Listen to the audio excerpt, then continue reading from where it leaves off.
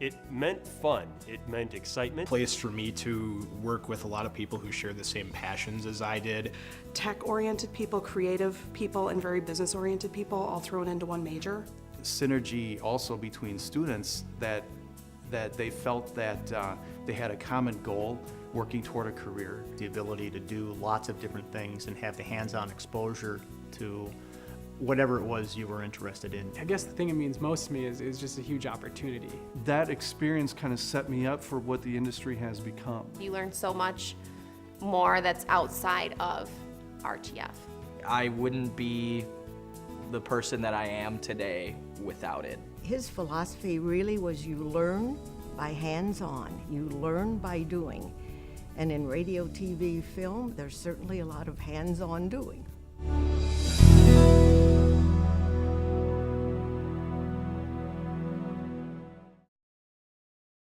In 1964, Dr. Robert Doc Snyder came to what was then Wisconsin State University Oshkosh to start a program focusing on radio and television production.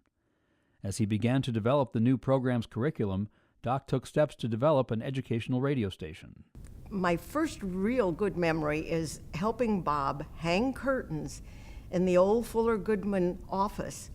You know, I was afraid if you lit a match, poof, it's going up, you know.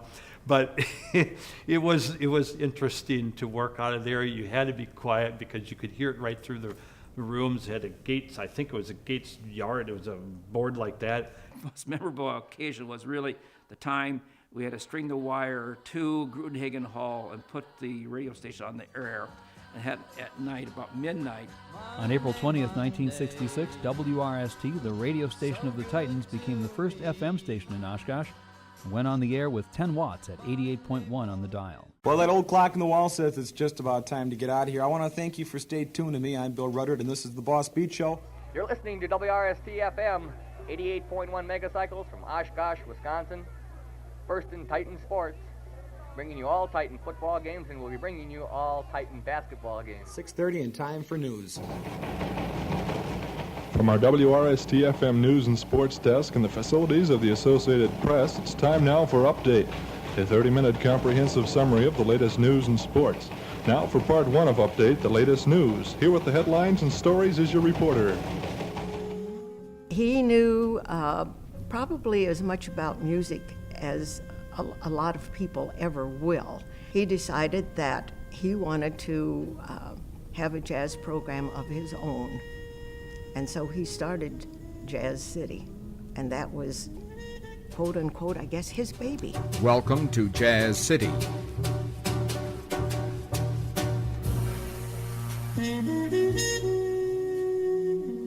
Hi, I'm Bob Snyder, your guide for this tour through the people and places who make up the marvelous city called jazz. I was doing my show one night, and actually he gave me a call. I had done a particular grouping of music, and he called up to tell me how nice it was. So I thought, well, that was pretty special of Doc to do that. He was a stickler for pronouncing things correctly. And there's many a student who got the dreaded Doc call. When I used to work at WRST, I did classical showcase. I had a music background, and he would still call me to tell me I was pronouncing composers incorrectly. But he would do it in such a nice way, and he was just a warm person and just very engaging in the classroom. RTF's original television studios were located in the Clough Academic Building and provided educational programming for Clough classrooms, along with the first student-produced program, The Scene Today. It debuted in January 1969 and was prompted by campus tension and the lack of information in the aftermath of Black Friday. The Scene Today, a concise 10-minute look at the people, places, and events that affect you, the student, at the University of Wisconsin-Oshkosh.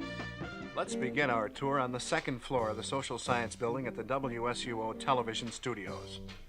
Here, students of the television workshop classes and the television direction class produced The Scene Today, a 10-minute news show seen hourly on the monitors throughout the building. Let's listen in as a news show is actually being produced. Check your shading on floor, please. Okay, this is going to be a take, ready to roll and record VTR5. Stand by to patch for on-the-air distribution. Tell Newscaster we've got him in 3 minutes. With the growth of the program, WRST and the television studios were moved into the new Arts and Communications Building. WRST applied to increase power to 960 watts in stereo. This request included moving WRST up the dial to 90.3 FM. With the new television studios and 2 new television staffers, production was expanded, including new student-produced television series. In 1974, television would connect with Time Warner Cable, providing original student programming throughout the Fox Cities. The American Issues Forum is a presentation of the University of Wisconsin, Oshkosh.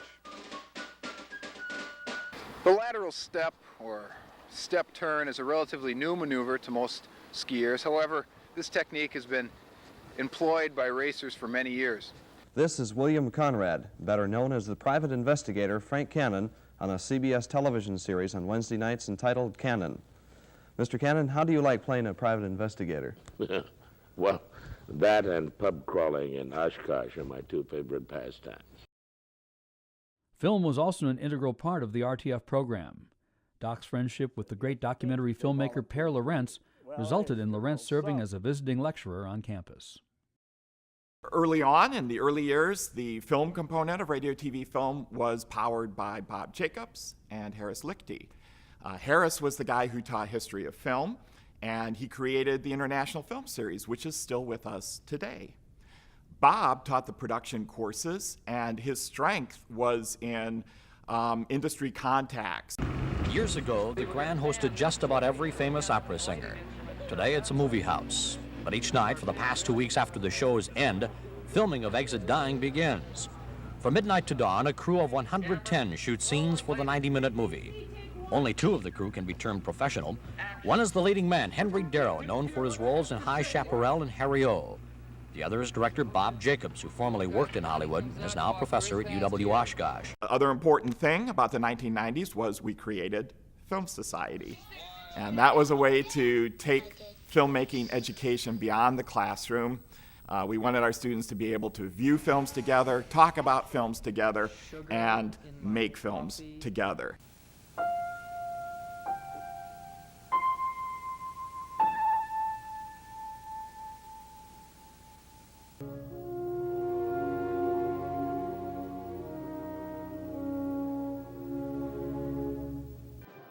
You know, the first film that I ever made, the Renoir Theory, Kevin Wehrenberg was actually the cinematographer.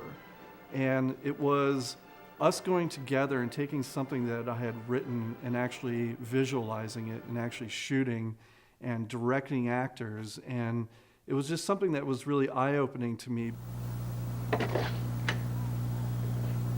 Kathy! Your sister's here. I knew you were a business genius, but I had no idea you were such an athlete.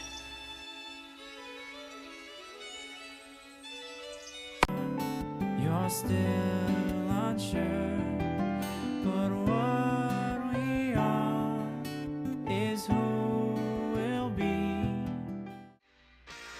In 1984, the television operation reached a new milestone when it took on the name Titan TV, adding national satellite programming to augment a full schedule of student production. Good afternoon and welcome to This Week in Review. I'm Todd Slucci. And I'm Mark Krieger. My best memory is the This Week show, the camaraderie that we had. So we would meet at Claire's house, all the producers, and we'd work the show out, and it was something we did every week. And you became good friends with these people because you were with them so much, and it all seemed to always come together. One of the things I was involved in was AE Row it was the Broadcast Honor Society back then. And that was a lot of fun. And one of the activities that we did to raise funds every year was we held a bowling tournament. I had a great experience selling advertising. 5 seconds, 5, 4, 3, 2, 1.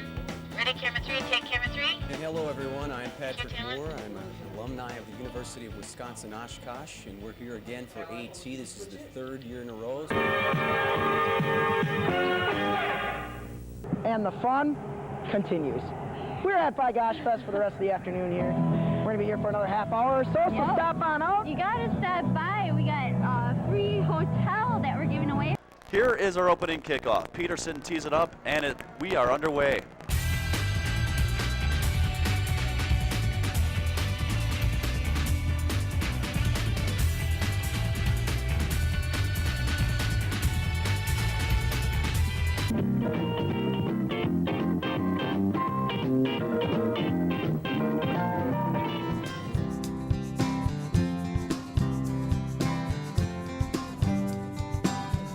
is Scooby-Doo's favorite snack? Kristen? Sorry, say it again. Scooby snacks.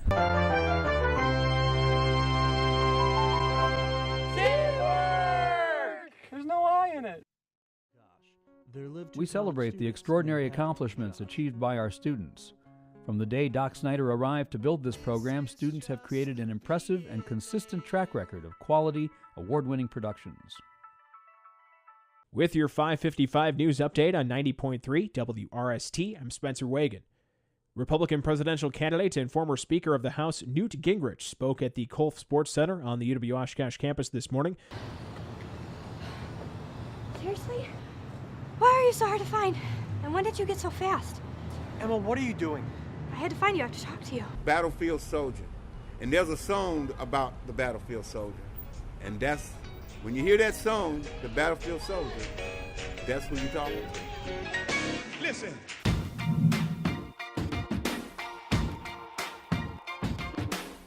I used to bite my tongue and hold my breath, scared to rock the boat and make a mess. I got the eye of the tiger, dancing through the fire, 'cause I am a champion, and you're gonna hear me roar. Our alumni have gone on to exciting, successful careers, never forgetting their radio, TV, film beginnings, always willing to share their knowledge and experiences with the next generation. What I came through here with, either on the TV side, the radio side, or on the print side too, it's a good balance of different approaches to how you communicate to people.